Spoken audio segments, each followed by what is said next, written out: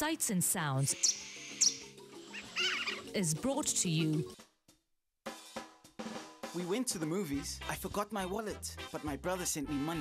I pretended not to notice. Every day was a celebration.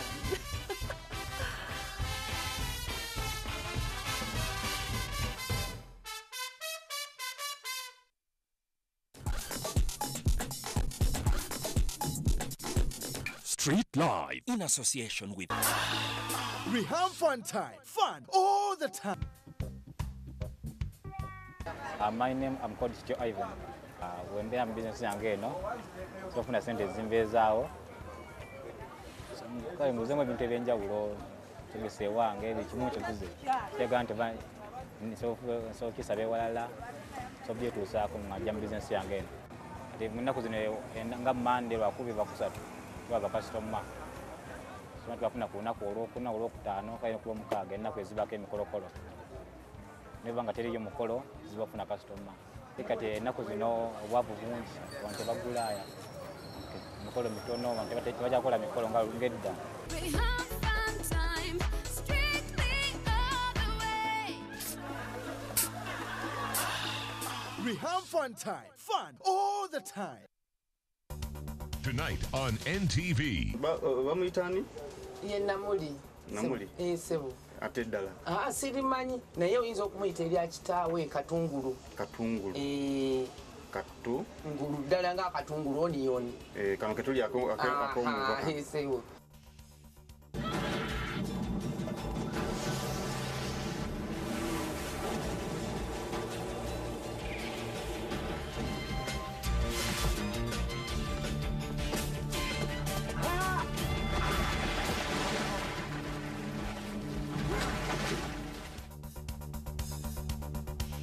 Tonight on NTV.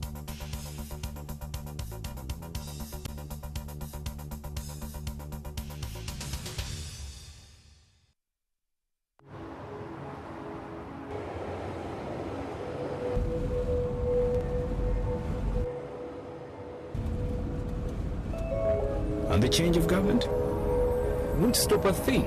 I've run out of fingers counting the number of multinationals setting up here. What about the 3 companies that announced their plans to launch last week? I say they're shortly. Me, I'd be looking to sell. At what price? More. Much, much more.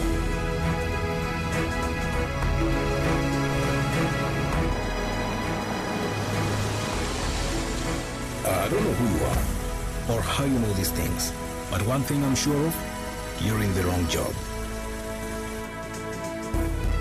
Here, call me tomorrow at 9 o'clock in the morning. I'd like to hear more from you. Are you ready for your big break? The East African, understanding the region. NTV, turning on your world.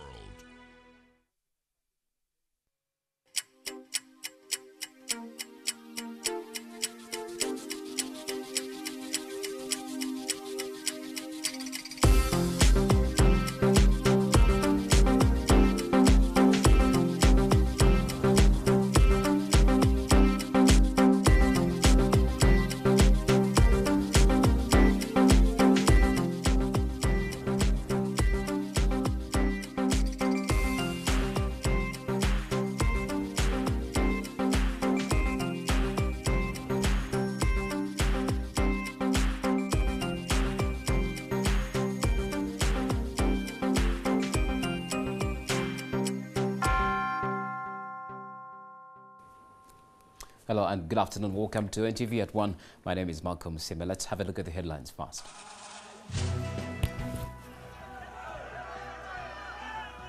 The anti-riot police stands guard at Makerere as university students protest a 10% tuition increment. Also coming up, Ugandan health experts on high alert as suspected cases of Ebola are reported in neighboring Democratic Republic of Congo. And the U.S. Secretary of State John Kerry has said there's overwhelming evidence of Russian complicity in the downing of a Malaysian Airlines plane in Ukraine.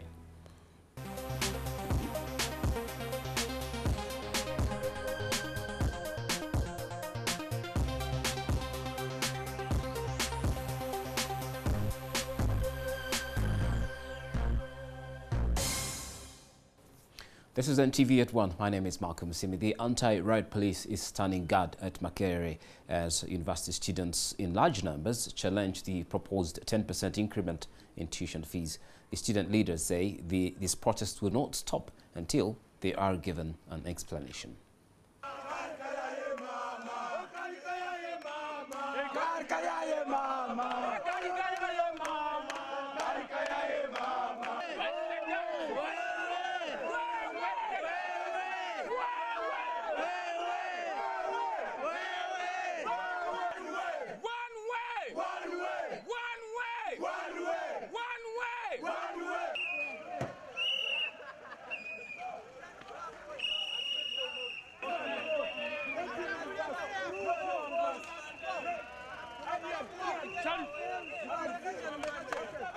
They're protecting their rights, sorry. The criminals see. The criminals see.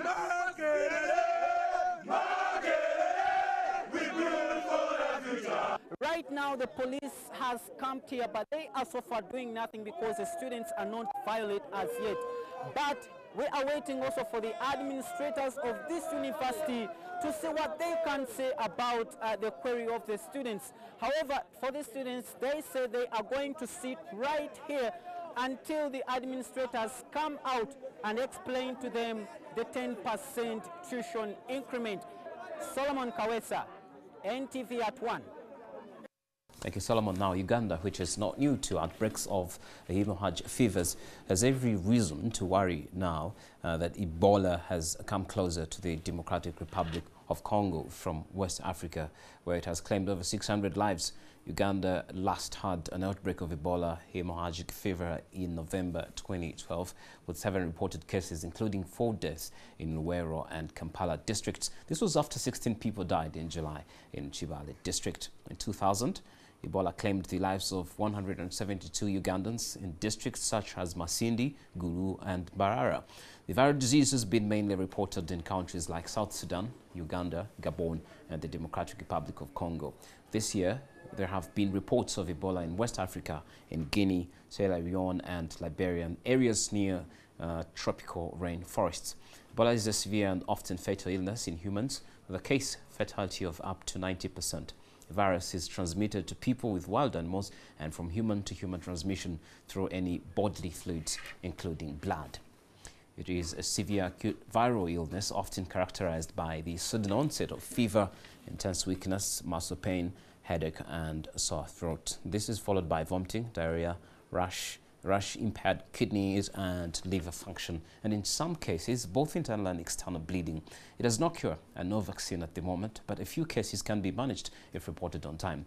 Men who have recovered from the disease can still transmit the virus through their semen for up to 7 weeks after recovery from illness. Moving on, 6 victims of those who were involved in last evening's accident in Mubende along the Kampala-Mitiana highway are currently receiving treatment at Case Hospital here in Kampala, and 2 people died on the spot in the accident that involved the King of Toros convoy. Several others survived the injuries. One of the 6 royal guards is now at Case Hospital and, according to the hospital authorities, is in a critical but stable state. We have received the 6 of them so far. One of them had a bad injury, had a back pain, and had some fractures on the skull. We have attended to him so far, and he's under medication.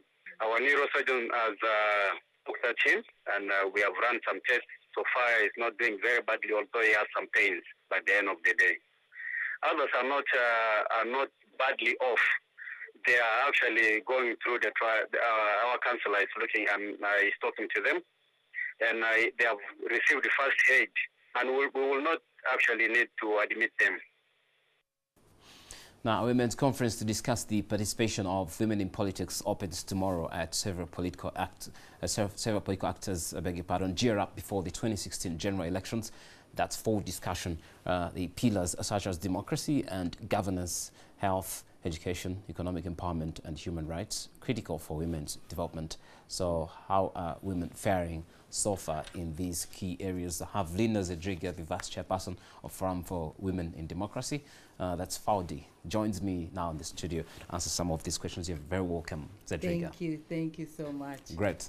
Yes. Now let's just go straight off. Your organization, as well as others, backed the conference, say real development can only be realized when women's issues are recognized as Uganda's development issues. What are these issues? Thank you so much. We have critical issues that affect development as a result of the consistent exclusion of women in decision making. We have gone together with women throughout Uganda. We have had regional meetings. We under the theme of women and power, we were taking stock and marching forward in terms of our political agendas that we gave to the political parties in 2010 to 2016. How far have we realized what we, put in the agenda?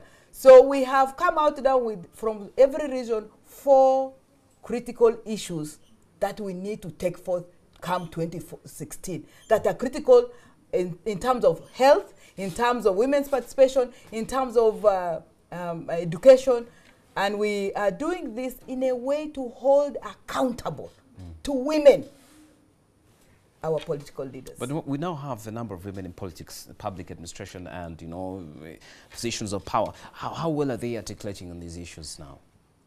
We thank the women's movement, actually, to ensure that we had affirmative action as a result of the caucus towards the formulation of the 1995 Constitution.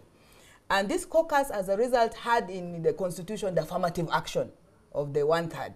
And we have in place right now the affirmative action seats. Yes, we have the numbers. Yes, we are continuing to see that the women are actually not in critical key decision making of interest, in terms of security, in terms of real political inclusion. Women, as I would say, yes, we have the numbers, but we are still substantively on the menu. We are not at the table discussing as equals. You want to be on the table. So what are the impediments? The critical impediments are still the structured, cultural, political, legal exclusions of women, because they have been mainstreamed, they have been constructed. So we now need to deconstruct these historical exclusions. Okay, so what do you think needs to change for women's issues to be articulated? One, we have identified what the issues that are of critical importance to us as women, which we say the personal is political. We are now taking stock. We are saying we now need to have our women as in all leadership positions, be it presidency, be it the district chairs, not where the men come and say, no, there are so many rooms in my father's house, so you stand for a lower. They're even using biblical things to exclude women from running for critical offices, including district chairs. That's true, Madonna. There are concerns and, of course, talk that these are some of what you women activists are pushing for, concerns of the elite. How true is that? We're actually, all women issues are human rights issues. A woman is a woman. For example, as a lawyer, I'll be looked and raped as a woman. My maid is going to be raped as a woman. The street woman, Karamojong, is going to be raped as a woman. So there's actually no difference in the perception of people. But we are saying that let's come together. Rather than being on the menu, rather than being excluded, these are human rights. These are women issues. You want to be at the center. Exactly. There is no difference between a woman in the streets or a woman at the grassroots. We are just perceived as women. Lina Zedriga, we're running out of time. Thank you very much. And I can see you talking with all the passion. This is going to happen. Yes, thank you very much, Lina Zedriga. And we're looking forward to having you again. She is the chairperson of Forum for Women in Democracy. Now, moving on, the Commissioner for Rural Water, Engineer Joseph Eyatu, says socio-economic initiatives are being stiff-led by the current limited access to adequate, clean and safe water in urban and peri-urban areas. And the country needs huge investments to expand water development across the country. Eyatu was speaking at the launch of Trivia Water, a new purify innovation meant for low-income communities in areas with difficult access to water. 100% potential where there's gravity water. And then the second move is we want to power the high-yielding wells with solar. We have a lot of renewable energy. to make sure that we extend this so that we reduce the distance and make it more convenient and people engage more in economic activities. And that's our struggle now. And we need the PPPs to help us because the investment in gravity flow schemes is in millions of dollars. Currently, we send a grant of 62 billion to all districts of Uganda every year for supply of water. That's not a lot. Clean water, you need to make sure that it is cleaned at the point of use, right at the home, the office, or at the school. If you have clean water at a well, many times when the water is transported back home and then poured into a storage pot, that water can become recontaminated simply by somebody dipping their hand in and getting a cup, and they may have a dirty hand. Revenue bodies and sugar sector players from Kenya and Uganda are meeting today to resolve complications Uganda manufacturers face in exporting sugar into Kenya. On paper, the East African Common Market and Customs Union Protocol avails for the free trade of sugar exports to Kenya, but this has remained a thorny issue. The point was that it's not easy for them to export their sugar to Kenya, so the ministers decided that the sectors, together with the revenue authorities, should meet with the private sector. We discuss, come out with an agreed position on how to facilitate regional trade in sugar and report back at the next summit in August. And the way we've decided to approach the discussions is to have sector-based discussions so that we can identify where the problem is. Some are legislative, others are barriers, but our determination is that we should come out with solutions out of this meeting. Ntv At One takes a break now. We will be back with more stories shortly.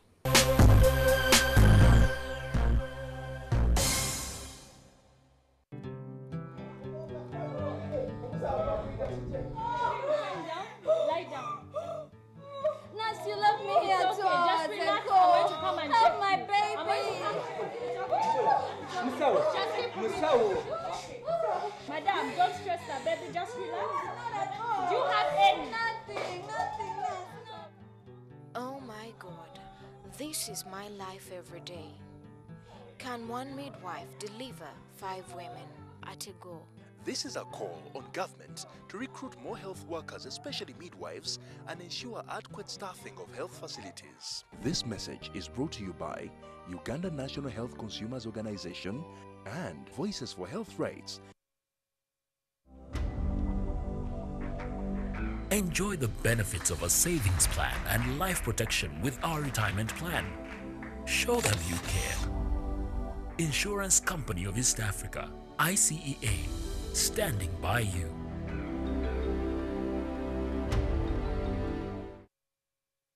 On the next episode, brought to you by... At Orange, we know you want to do more on the internet. That's why we bring you happy hour day and night. La Patrona. With what proof? Don't you realize you've absolutely nothing?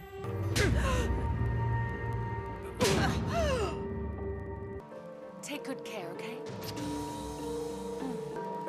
From whom do you have to take care? We went into the room where the explosion occurred.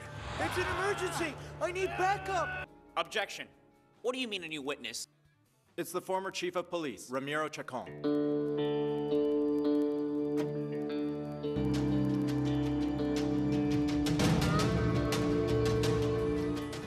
La Patrona.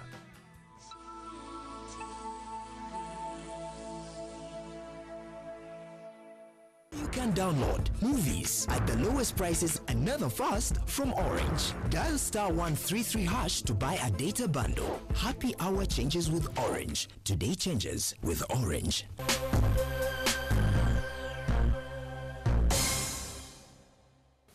Welcome back. A 70-year-old man in Bambura village, Chiboga district, survived death after a cigarette he was smoking started a fire in his house. The neighbors managed to pull James Sendegar out of the house and rushed him to Bukomero Health Center for.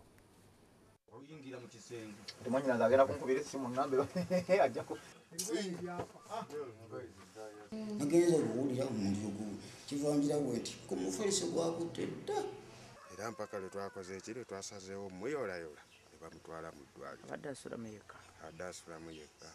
Mutuuze waffe wano yatuyiddeko omuliro naye gwamukutta aliwo yekka ye kennyini ye yeekoleezezza yabadde alina kasigala we yakakoleezezza omuliro guli akabiriiti ke yakoleezezza n'akasuula ku mufaliso omufaliso ne gukwata omuliro n'ajja yenna. Olabika nti yasigaza akaluna akamu yasigaza mpale era omulaba we yali bwereere yasigaza essaati.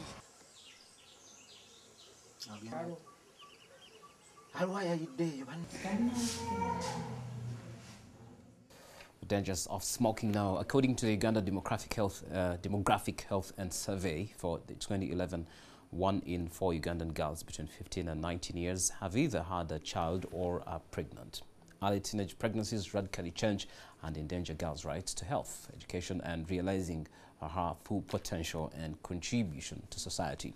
Last week, early this week, the Ministry of Health launched a program aimed at halving the numbers of teenage pregnancy. In Health Focus Now, we interrogate experts on how this objective can be achieved. Health Focus is brought to you by Uganda National Health Consumers Organization and Voices for Health Rights. The Ministry of Health this week rolled out an ambitious plan to reduce teenage pregnancy amongst adolescents under the mantra, "Let girls be girls." The ministry wants pragmatic steps taken to reduce teenage pregnancy from 24% to 15% by July 2015. If effectively implemented, the campaign will reduce maternal mortality rate from 537 to 131 maternal deaths per 100,000 live births. Amongst the new measures, girls will be encouraged to stay in school and abstain from sex until they are old enough. Action for Community Development, an non-government organization, offers counseling and programs to eliminate teenage pregnancies across the country. We are realizing that the issue of teenage pregnancy is beyond what we are just hearing in papers. Many young people are, getting into this and end up aborting, and this is creating a lot of numbers that lead to maternal mortality at the end of the day. It has also launched adolescent sexual reproductive health campaigns across schools in Uganda. And we are talking about 4,000 to 5,000 young people in over 50 schools. This from secondary and primary. And then out of school, we are dealing with over 35 groups within Kampala alone, and we are talking of more than 3,500 young people. Because if you have a country where access to service is still a challenge, majority of the people with these, and then access to family planning services is also still a challenge, because we still have a big number of young people, and indeed adults, who need the services, family planning services, but they cannot access them. So I think we need to open up the discussion and see how best we can allow people who feel that they shouldn't have, or they feel that they are not in position to have children, to think in that line. As the country continues to grapple with high population explosion, teenage pregnancy remains one of the leading causes of high maternal mortality rate in Uganda. According to the last national census, about 56% of Uganda's population is below 18 years of age and 70% are below the age of 24 years.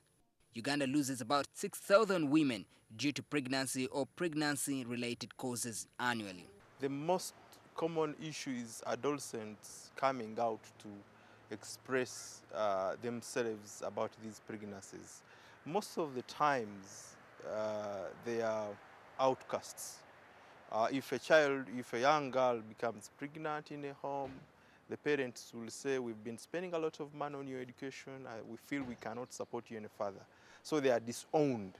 So you find them broken down with no any social support, financial support. And that is indeed the reason why they resort to terminate this thing which is causing all the suffering. Demographic Health Survey estimates that 24% of these 6,000 women are adolescents, and this is worsened by the fact that only 11% of these adolescents have access to reproductive health and family planning services. The leading causes of teenage pregnancy is unprotected sexual intercourse. The unwanted and unplanned pregnancies resulting from this situation have put the lives of young girls and teenage mothers at risk at various complications such as difficult delivery, high blood pressure, fistula, underweight babies, and death. Health Focus is brought to you by Uganda National Health Consumers Organization and Voices for Health Rights. Thank you, Maurice Olchol. Now, let's move and see what's happening across the border. As U.S. Secretary of State John Kerry has said there is overwhelming evidence of Russian complicity in the downing of Malaysian Airlines plane in Ukraine.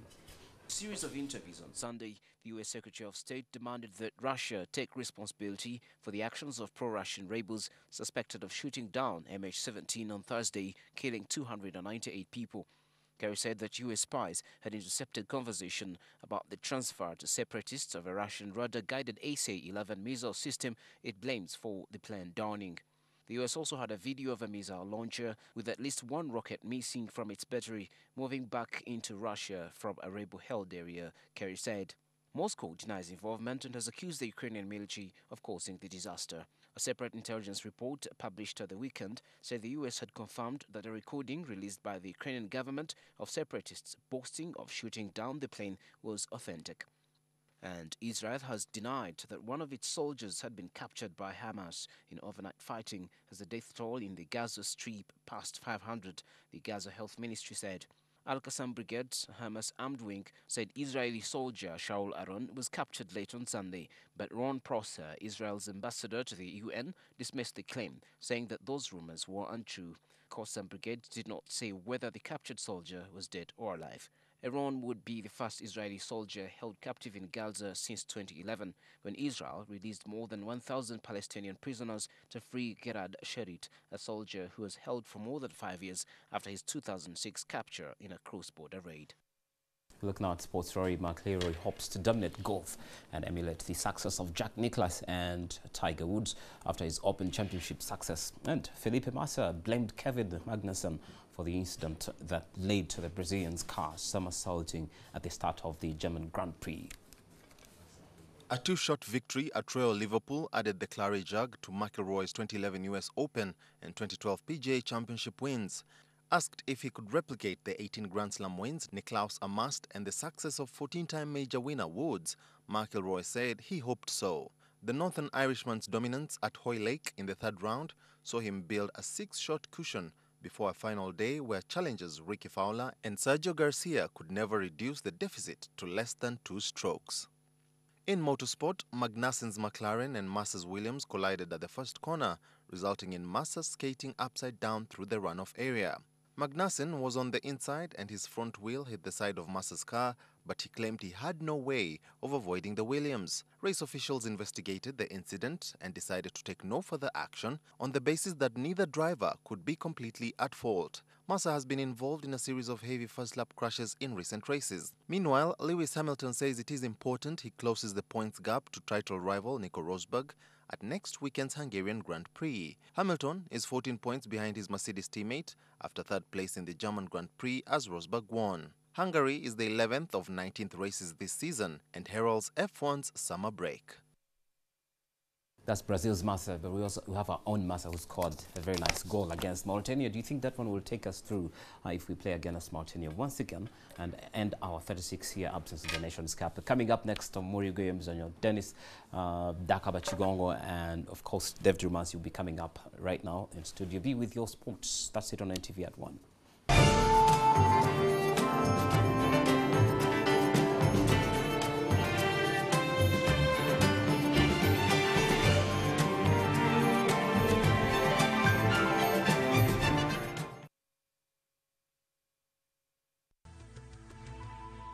Ntv, turning on your world.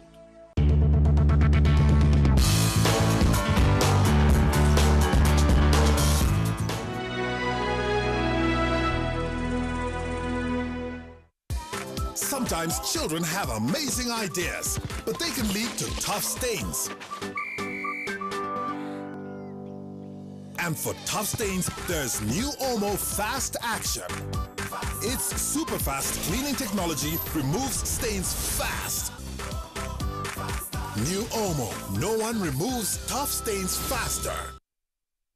Painting tips brought to you by Basco Paints.